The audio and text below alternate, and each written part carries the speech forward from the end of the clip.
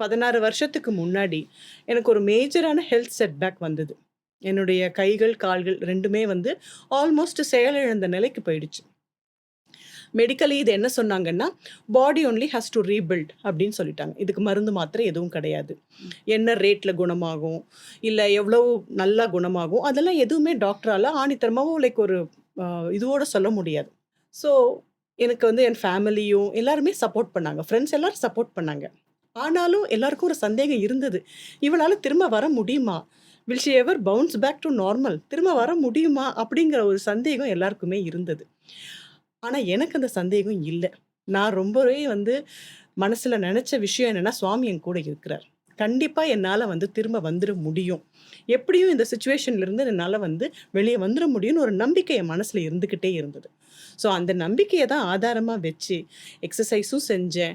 இன்னும் actually for the past 7 years நான் டான்ஸும் கத்துக்கிட்டேன். Classical dance. அது எல்லாத்துக்கும் சுவாமி குடுத்த ஒரு ஆத்ம சக்தி தான் காரணம்னு நான் நெனைக்கிறேன்க்கா.